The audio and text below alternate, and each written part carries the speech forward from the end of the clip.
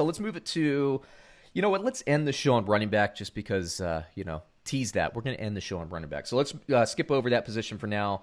Go to wide receiver. Now, one of the lists, when I held up the book, you might have noticed the name. The first name on my list that I held up is DeAndre Hopkins, and I have it written in the book as a risk player. Now, obviously, I think DeAndre Hopkins is a starting receiver, and I'm just talking about value at this point. When the offseason started and the mock drafts and the projections started coming out, I would say in like May, June, right after the NFL draft, people were drafting him as a wide receiver one, as in like the top receiver drafted. I thought that was high, and I feel like people kind of thought like, oh, Arizona's a passing offense. We can just take DeAndre Hopkins, plug him into maybe a better offense and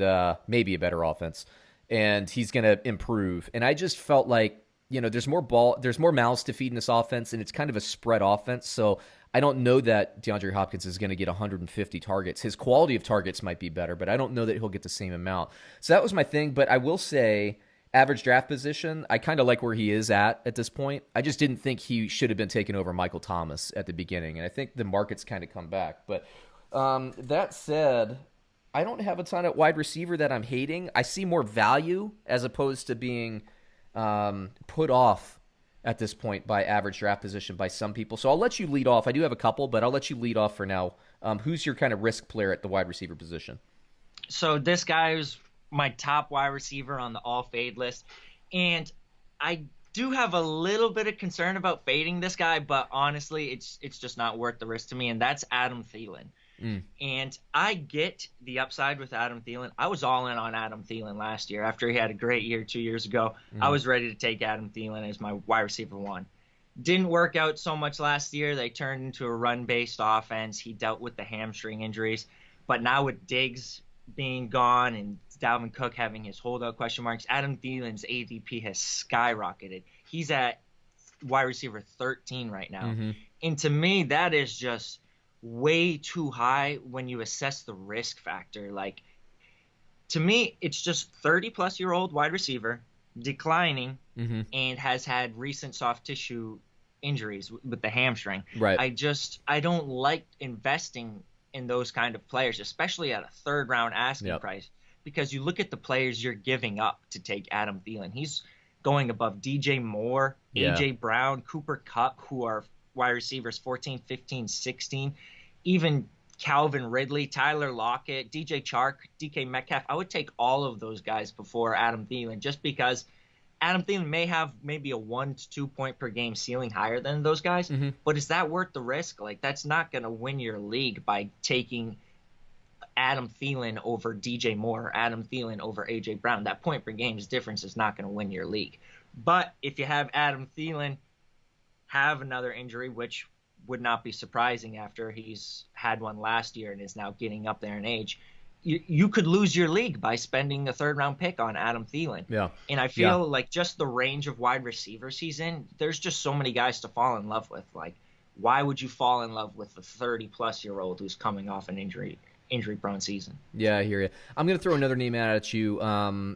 Again, in terms of range, I don't have too much of a problem, but similar to kind of your thing on Adam Thielen, Amari Cooper for me is a guy that when I'm in drafts, when I'm in a live situation and I'm forced to make the pick and I see Amari Cooper at that spot, I find myself moving away from him, because what's kind of ringing in my ears at this point is you got the rookie coming in there who's very talented.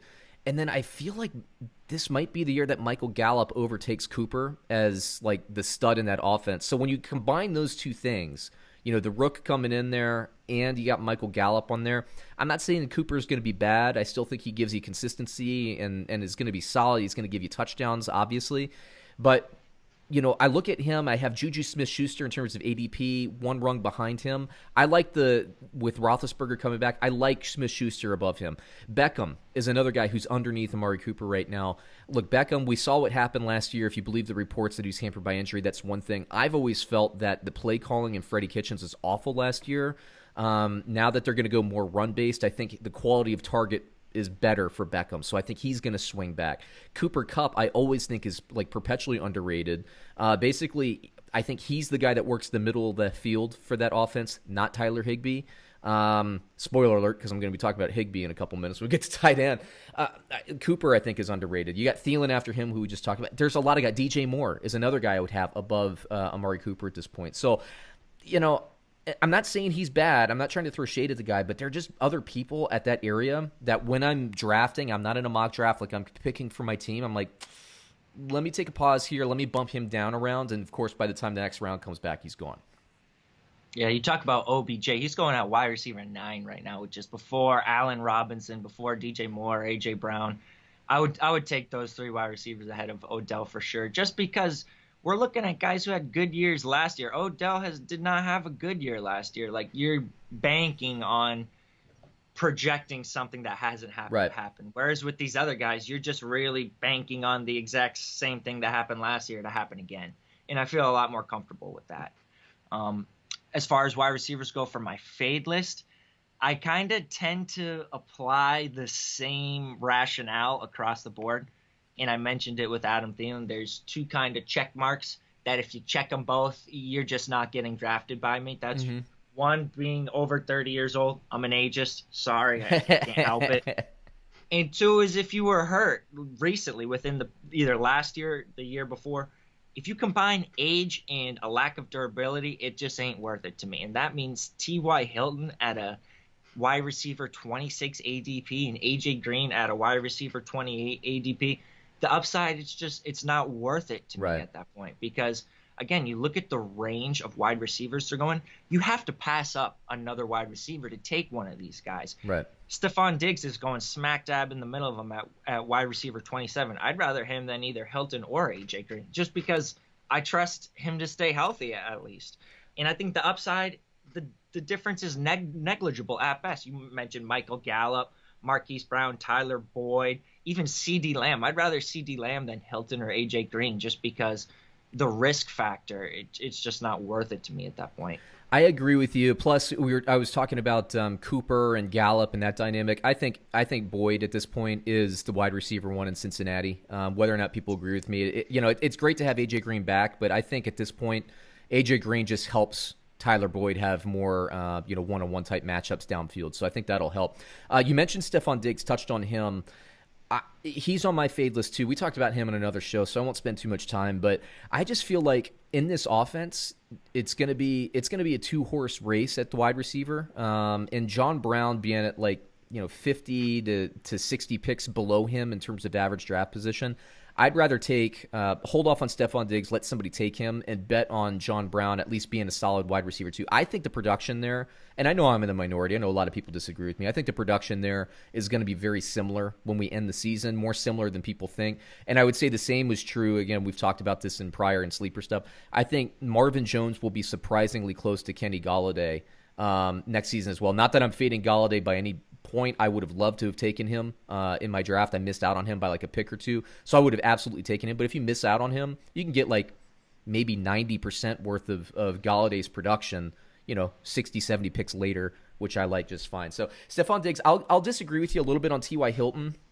Let me talk about Diggs real quick before it. You get into Hilton.